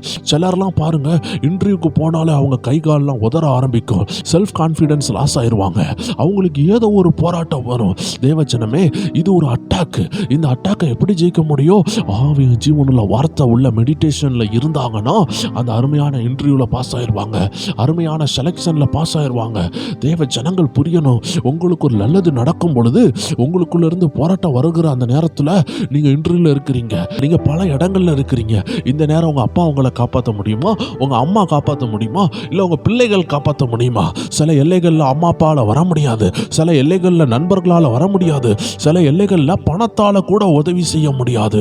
ஆனா அந்த தேவ கிருபை, அந்த வசனம் உங்களுக்குள்ள இருந்து அது உங்களை பாதுகாக்கும். தேவ ஜனமே, அதனாலதான் ஆண்டவர் என்ன செய்றாரு? வசனத்தை அனுப்புகிறாரு. உங்க அப்பாவை அனுப்பல, உங்க அம்மாவை அனுப்பல, உங்க பிள்ளைகளை அனுப்பல, யாரையும் அனுப்பல. ஆண்டவர் உங்களுக்கு அனுப்புகிறது வசனம். ஏன்னா அந்த வசனத்தை நீங்க விசுவாசிக்கும் போது சூழ்நிலைகள் எல்லாம் கைகூடும், அற்புதங்கள் கைகூடும். ஆண்டவர் சொன்ன வசனத்தை யோசேப்பு பிராக்டிக்கலாக செக் பண்ணாரு. ஆண்டவர் சொன்னாரு, தரிசனம் மூலமா ஆண்டவர் பேசுறாரு, ஒரு பஞ்சம் வரப்பொழுது, அதனால பஞ்சம் வர்றதுக்கு முன்னாடியே சேமிச்சு வைக்கிறாரு. ஒரு சந்தேகம் வந்திருக்கலாம், ஒருவேளை பஞ்சம் வராம போயிட்டுனா என்ன செய்ய? எல்லாரும் கேள்வி கேட்பாங்களே, இந்த ராஜா என்ன நம்பி வேற பொறுப்பு கொடுத்திருக்கிறானேன்னு வந்திருக்கலாம். ஆனாலும் கர்த்தர் சொன்னதுதான். அவ்வளவு தூரம் தேவனோட அவன் நெருக்கமா இருந்ததுனால ஆண்டவர் சொன்னதை செய்ய ஆரம்பிச்சான். ஆண்டவர் சொன்னதை செய்ய ஆரம்பித்ததுனால ஒரு நாள் பஞ்சம் வந்துச்சு. பஞ்சம் வந்த நேரம் யாரும் அவனை காப்பாத்தல.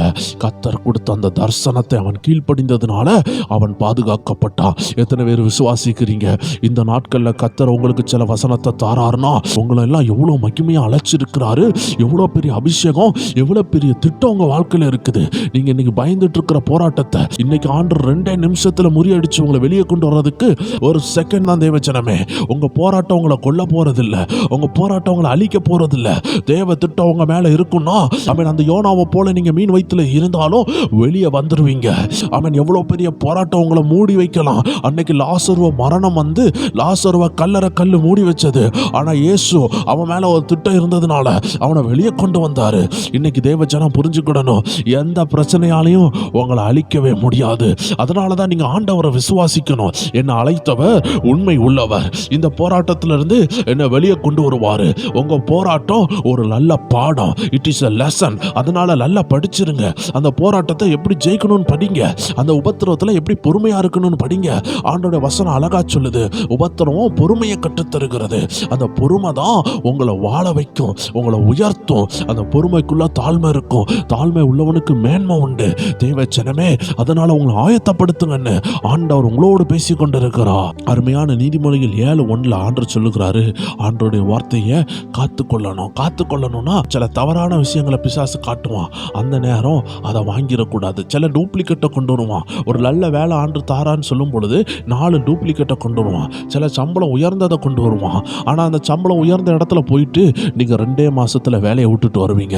ஆனால் சம்பளம் குறைஞ்சதா இருக்கும். ஆனால் உங்களுக்கு ஒரு 10 வருஷம் அதில் பிரச்சனையே இல்லாமல் ஓடும். இப்போ பாருங்க, சத்துருக்கு தெரியும் ஆண்டவர் கொடுத்த அந்த வாக்கு தத்தத்தை தவற வைக்க, அந்த திட்டத்தை தவற வைக்க, சில ஆசீர்வாதங்களை தடுக்க சில டூப்ளிகேட்டை கொண்டு வந்துகிட்டு இருப்பான். எத்தனை தேவஜனம் உஷாராகிறீங்க?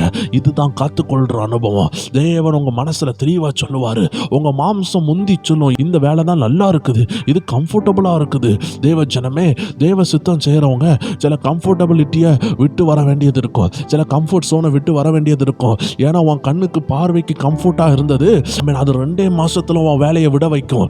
ஆனா என்ன, நல்ல ரூம் இருந்திருக்கும், இலவசமான டார்மெட்ரி இருந்திருக்கும், நல்ல வருமானம் இருந்திருக்கும், எல்லாமே நல்லா இருந்துச்சு. ஆனா அந்த வேலையை செய்யும் பொழுதுதான் தெரியுது அது ஒரு ஸ்மக்லிங்கு, அது ஒரு ஸ்கேமிங்னு. ஆனா அதுக்கு முன்னாடி உனக்கு தெரியாம இருந்திருக்கும். நீ நல்ல வருமானத்தை தான் பார்த்த, ஆனா உள்ள ஸ்கேமிங் நடக்குன்னு உனக்கு தெரிஞ்சிருக்காது, உள்ள ஆபத்து இருக்குன்னு தெரிஞ்சிருக்காது. ஆண்டவர் உனக்கு வருமானத்தை பார்த்து உன்னை மூவ் ஆக சொல்லல, தெய்வ சித்தம் இருக்கான்னு பார்க்கணும்.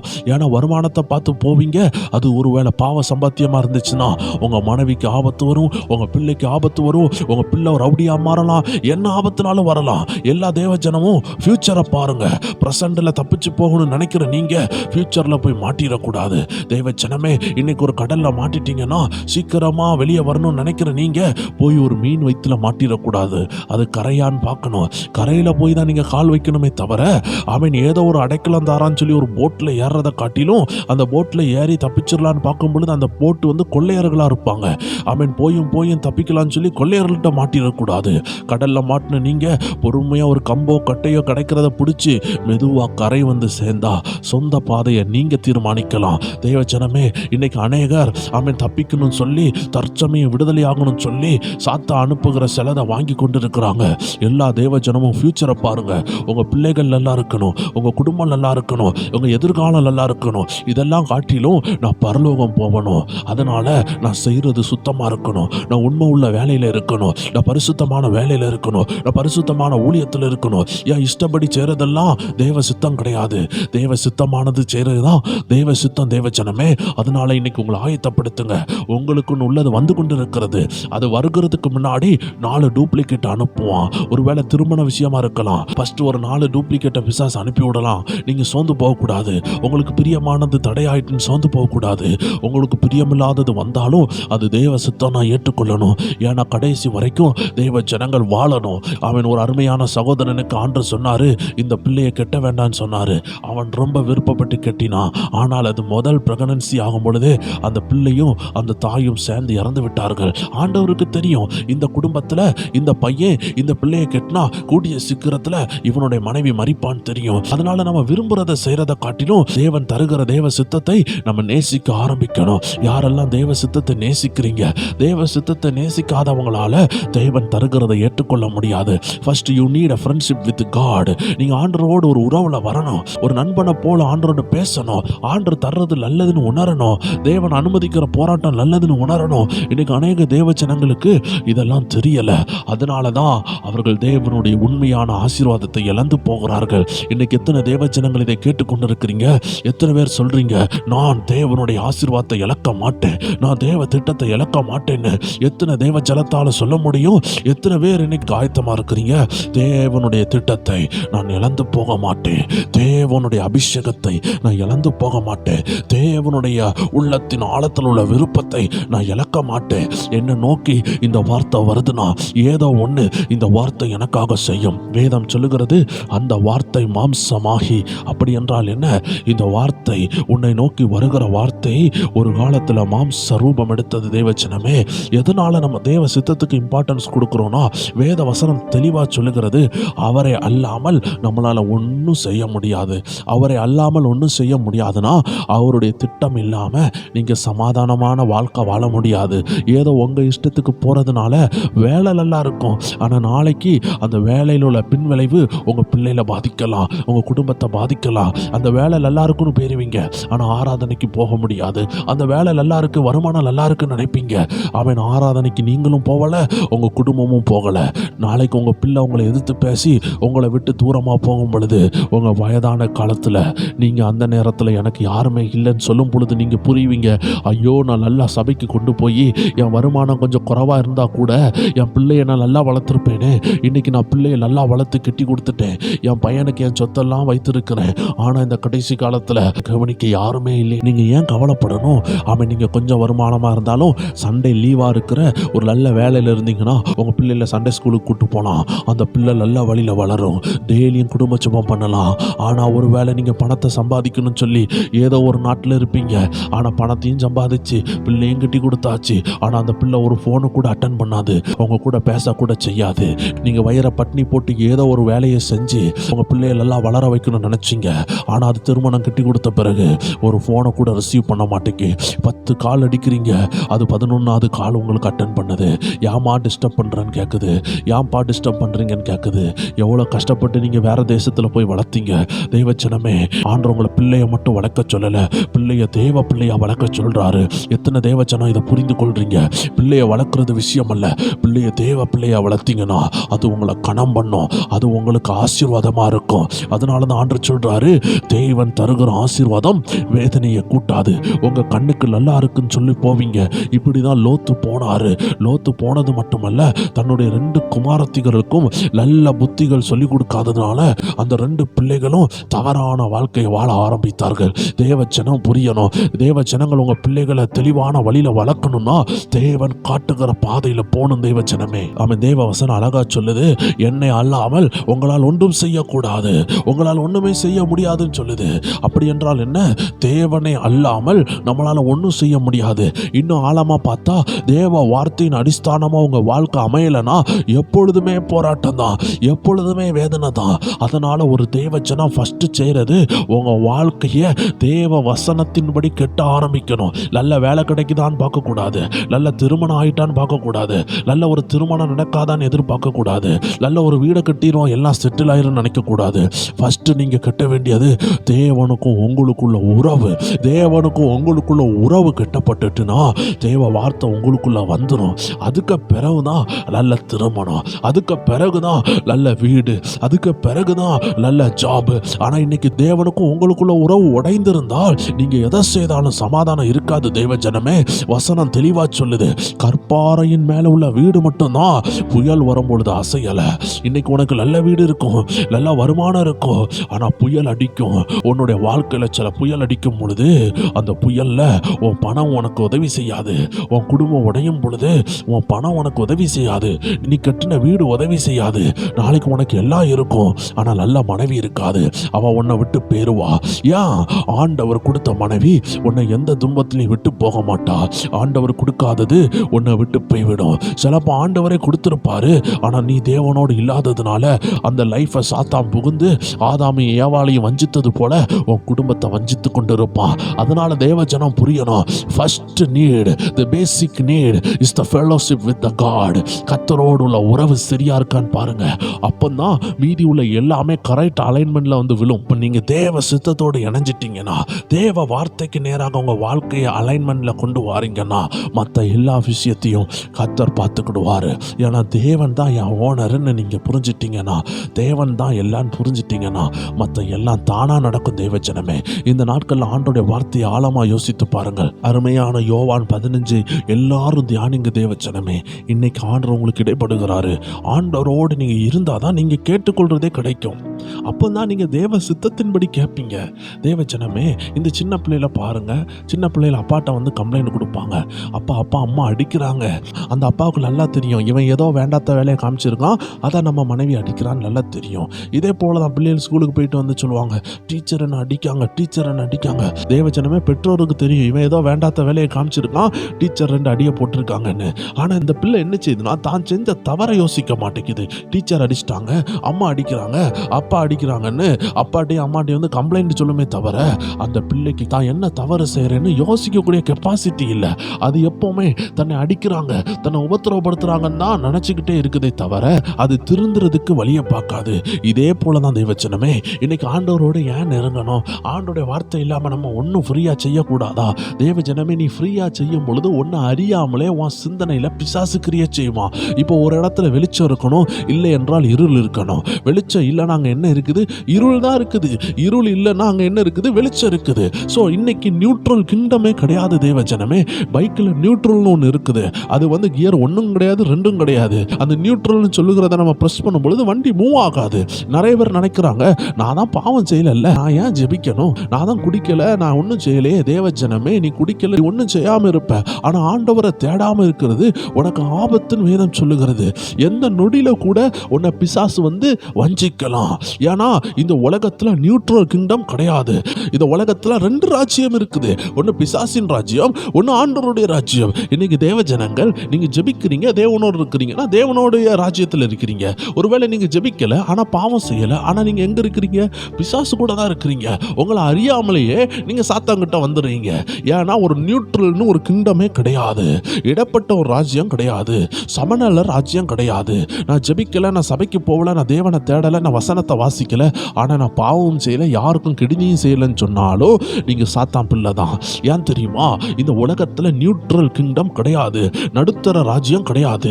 ஒன்னு தேவராஜ்யம், இன்னொன்னு சாத்தானின் ராஜ்யம். ஒன்னு பரலோக ராஜ்யம், இன்னொன்னு நரகம். தேவ ஜனம் புரியணும், நீங்க யாருக்கு ஏஜெண்டா இருக்கிறீங்க? நீங்க தேவனோடு இல்லைன்னா நீங்க சாத்தானுக்கு ஏஜெண்டா மாறிடுவீங்க. அதனாலதான் நீங்க எதை செய்தாலும் தேவனோடு இணைந்து செய்யணும்னு ஆண்டவர் சொல்றாரு. அப்பதான் அதுல வெற்றி இருக்கும். இததான் ஆண்டவர் யோவான் 15:5 அழகா சொல்றாரு. நானே திராட்சை செடி, ஒருவன் என்னிலும் நான் அவனிலும் நிலைத்திருந்தான் அவன் மிகுந்த கனிகளை கொடுப்பான். என்னை அல்லாமல் உங்களால் ஒன்று செய்யக்கூடாது. தேவ ஜனம் புரிஞ்சுக்கணும், உங்க ரூட்டே ஆண்டவர் தான். அப்ப அந்த ரூட்ல இருந்து வளரக்கூடிய அந்த அருமையான செடியில நீங்க ஒரு அருமையான கிளையாக ஒட்டி இருக்கிறீங்க. நீங்க அந்த கொடியா ஒட்டி இல்லைன்னா, அந்த கொடியிலிருந்து துண்டாக்கப்பட்டீங்கன்னா நீங்க அந்த கொடியில இல்லைன்னு தான் அர்த்தம். உங்கள்கிட்ட வளர்ச்சி இருக்காது, உங்கள்கிட்ட வளர முடியாது, தேவனுடைய திட்டம் உங்கள்கிட்ட இருக்காது. அந்த வேர்ல இருந்து தான் அந்த சாறு மேல வருகிறது. அந்த தண்ணினால தான் இன்னைக்கு அடுத்த பழங்களை ப்ரொடியூஸ் பண்ண முடியுது. இன்னைக்கு தேவ ஜனம் புரிஞ்சுக்கிடணும், நீங்க தேவனுடைய உறவுல இல்லைன்னா, ஜபத்துல உறவுல இல்லைன்னா, தேவனோடு பேசாம இருந்தீங்கன்னா நீங்க கனி கொடுக்க முடியாது. நீங்க கனி கொடுக்கலன்னா சாத்தானுடைய ஏஜெண்டா மாறுவீங்க. அதனாலதான் ஆண்டவர் சொல்றாரு, அவரை அல்லாமல் உங்களால ஒன்றும் செய்ய முடியாது. அப்ப அவரோடு இணைந்து இருக்கணும். அவரோடு இணைந்து இருக்கிறதுக்கு ஒரு நல்ல அறிகுறி தான் ஜபம். உங்க இருதயத்தில் ஜபம் ஓட ஓட ஆண்டவர் பேசிக்கிட்டே இருப்பாரு. ஆண்டவருடைய ஒரு கான்டாக்ட் பாயிண்ட் உங்க இருதயம் தான், உங்க ஆவி தான், உங்க உள்ளான மனிதன் தான். அப்போ உங்க உள்ளான மனிதன்ல நீங்க ஜெபித்து கொண்டே இருக்கணும்னு ஆண்டவர் விரும்புகிறாரு. நீங்க ஸ்தோத்திரம் பண்ணி கொண்டே இருக்கணும், அந்த ஜப சிந்தனையில இருக்கணும். தெய்வ ஜனமே, சிலப்போ நீங்க பிஸியா இருக்கலாம், வேலையில இருக்கலாம், ஆனா உங்க உள்ளான மனுஷன்ல ஒரு ஜபம் ஓடணும்னு ஆண்டவர் விரும்புகிறார். தேவ ஜனங்கள் இதுல தெளிவா இருந்தாலே போதும், எல்லா விஷயம் தானாகவே நடக்கும். நீங்க ஆண்டவரோடு இருந்தீங்கன்னா மீதி எல்லா விஷயத்தையும் அவர் பார்த்துக் கொள்வாரு. அது ஆபத்தா இருக்கலாம், அது சந்தோஷமா இருக்கலாம், அது உயர்வா இருக்கலாம், அது தாழ்வா இருக்கலாம். எல்லாமே அப்பா கூட இருக்கும் பொழுது எல்லாமே நன்மையாக மாறிவிடுகிறது. எவ்வளவு சிம்பிளான விஷயம், லைஃபே இனிமையாக மாறுகிறது. ஒன்னே ஒண்ணுதான் செய்யணும், ஆண்டவராகிய ரூட்ல நீங்க இணைஞ்சு வளரணும். வேற ஒண்ணுமே இல்லை. அப்பா சொல்றதை செய்ய ஆரம்பித்தாலே போதும். அப்பா ஏதாவது ஒண்ணு வேண்டான்னு சொன்னார்னா நீங்க புரிஞ்சுக்கிடணும். தேவ ஜனங்கள் நீங்க புரிந்து அதுல இருந்து விலகி விடணும். ஏனென்றால் நீங்க ஏதோ ஒண்ணு கேட்குறீங்க, அப்பா வேண்டான்னு சொல்றாருன்னா அதுக்கு ஒரே ஒரு பிரச்சனை, உங்களை அது கெடுத்துரும், உங்களை அது நாசாக்கி விடும். தேவ ஜனமே, இடையில நியூஸ்ல வந்துச்சு, ஒரு சிறுவன் வண்டியை பார்க் பண்றேன்னு சொல்லிட்டு அப்பாவுடைய வண்டி எடுத்துட்டு வந்து ஒரு குறிப்பிட்ட நபரை இடித்து அந்த நபரை கொன்னு விட்டான். ஏன்னா அவன் சின்ன சிறுவன். அப்போ இன்னைக்கு புரிந்து கொள்ளணும், நீங்க கேட்கறது சிலப்போ உங்க மெச்சூரிட்டி குறைவா இருக்கும். அதனாலதான் ஆண்டோடைய வார்த்தை தெளிவா சொல்லுது. கலாத்தியர் 4:1 ஆண்டோடைய வார்த்தை இவ்வாறாக சொல்லுகிறது, பின்னும் நான் சொல்லுகிறது என்னவெனில், சுதந்திரவாளியானவன் எல்லாவற்றிற்கும் எஜமானாய் இருந்தும் அவன் சிறு பிள்ளையாய் இருக்கும் காலமளவும் அவனுக்கும் அடிமையானவனுக்கும் வித்தியாசம் இல்லையே. தகப்பன் குறித்த காலம் வரைக்கும் அவன் காரியக்காரருக்கும் வீட்டு விசாரணைக்காரனுக்கும் கீழ்பட்டு இருக்கிறான். தேவஜனமே, இந்த அருமையான சின்ன பிள்ளையை பாருங்க. ஒரு பெரிய பணக்காரனுக்கு பிள்ளையா இருக்கிற ஒரு சிறுவனுக்கு அந்த வீட்டில் வேலை செய்கிறவன் கூட அந்த வீட்டினுடைய காரை ஓட்டுவான். ஆனா இந்த சின்ன பிள்ளையால ஓட்ட முடியாது. இந்த பிள்ளைக்கு 3 வயசுல ஒரு ஆசை வருது, என் அப்பாவுக்கு எத்தனை கார் இருக்கு, எல்லாத்தையும் நான் ஓட்டணும். என் அப்பாட்ட பெரிய ட்ரக் இருக்குது, நான் அந்த ட்ரக்கை ஓட்டணும். என் அப்பாட்ட பெரிய பைக் இருக்கு, நான் ஓட்டணும். ஆனா அந்த பிஞ்சு காலால அந்த பைக்கினுடைய வெயிட்டை தாங்க முடியாது. அந்த பிஞ்சு மைண்டால எப்படி ரோட்ல ஓட்டணும்னு தெரியாது. ஆனா அப்பா ஓட்டுறத பார்த்து அது கற்பனையில் என்ன செய்யுது, நானும் ஓட்டிடலாம் நினைக்குது. அந்த வீட்டில் உள்ள வேலைக்காரன் கூட அந்த காரை ஓட்டுறதுக்கு தகுதி இருக்கும், ஆனா அந்த பிள்ளைக்கு தகுதி இருக்காது. பிகாஸ் அது ஒரு சின்ன பிள்ளை. ஏனென்றால் அது குழந்தையா இருக்குது. எந்த வீடுனாலும் எடுத்துக்கொள்ளுங்க, ஒரு சின்ன பிள்ளை கேட்குது, நீங்க கொடுக்க மாட்டீங்க. இதே போல தேவச்சனமே, நீங்க ஆவியில பலவீனமாக சின்ன பிள்ளையா இருந்தீங்கன்னா அநேக ஆசீர்வாதம் லேட் ஆகும். ஸோ உங்க வாழ்க்கையில நீங்க சாதிக்கணும்னு விரும்புறீங்களா? உங்க வாழ்க்கையில நீங்க தேவனுக்காக ஏதாவது செய்யணும்னு நினைக்கிறீங்களா? இந்த அருமையான கலாத்தியர்ல சொல்லப்பட்ட வசனத்தின்படி நீங்க பிள்ளையா இருக்கிற வரைக்கும், நீங்க சுதந்திரவாளியாக இருந்தாலும் தேவன் இன்னைக்கு சிலதை உங்க கையில கொடுக்க மாட்டாரு. ஏன்னா அது உங்களை அழிச்சிடும். உங்க கையில வந்துச்சுன்னா அது உங்களை அழிச்சிடும். அதனால தான் நான் எடுத்துக்காட்டுக்கு சொன்னேன், ஒரு சின்ன பிள்ளை கையில பைக்கை கொடுக்காதது போல அப்படி கொடுத்ததுனால என்ன ஆகுனதுன்னு நம்ம நியூஸ்ல கேட்டோம். சின்ன பையன் ஒரு ஆள் ஆக்சிடென்ட் ஆக்கி கொன்னதை நம்ம மறக்க முடியாத சம்பவம் தமிழ்நாட்டில் எல்லாருக்கும் அது தெரியும். ஸோ உங்க நிலைமையை குறித்து வசனம் சொல்லுகிறத நீங்க எல்லாம் புரிந்து கொண்டு இருக்கிறீங்க, நான் விசுவாசிக்கிறேன். ஏனென்றால் நீங்க ஆவியில சின்ன பிள்ளையா இருந்தீங்கன்னா அநேக ஆசீர்வாதங்கள் ஆண்டவர் தர முடியாது. நீங்க ஆண்டோடைய புத்திரர்கள் தான், ஆண்டோடைய சுதந்திரவாளி தான். பட் நீங்க சின்ன பிள்ளையா இருக்கிறீங்க, உங்களுக்கு மெச்சூரிட்டி இல்லை. வசனம் சொல்லுது, யார் தெரியுமா சின்ன பிள்ளை? மாம்சத்துல நடக்கிறவங்க தான் சின்ன பிள்ளைகள் என்று வேதம் தெளிவாக சொல்லுகிறது. அப்ப இந்த மாம்ச மாம்சத்திலிருந்து வெளியே வர்றதுக்கு தான் இந்த 100 நாள் ஆண்டு என்ன செய்றாரு, இந்த மாம்ச சிந்தனைகளை எப்படி ஜெயிக்கணும், ஆவியில எப்படி இருக்கணும், ஒரு கிறிஸ்தவன் எப்படி இருக்கணும், எதை கண்டு பதறக்கூடாது, எதை கண்டு பதறணும், எப்படிப்பட்ட காரியத்துல கவனமா இருக்கணும், எல்லா ரகசியங்களையும் ஆண்டவர் சொல்லி தராரு.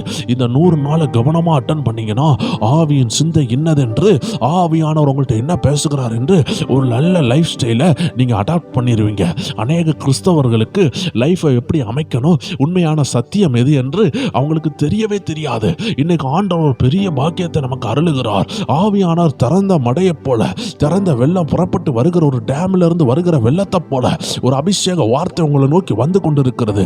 எத்தனை பேர் இதை சேமித்து வைக்கிறீங்க தேவஜனமே?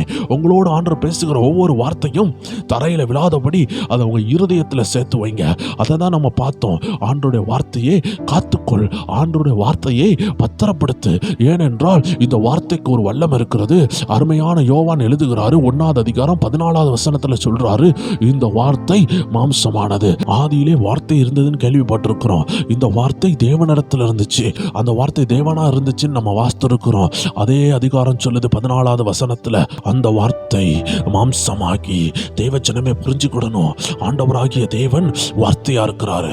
இன்னைக்கு வார்த்தையை அனுப்புகிறாருன்னா God himself is visiting you. கர்த்தரே உன்னை விசிட் பண்ணுகிறாரு. ஆண்டவர் வார்த்தையா இருக்கிறாரு. இன்னைக்கு வார்த்தையை நீ கேட்கிறனா, you are absolutely hearing, you are absolutely hearing God.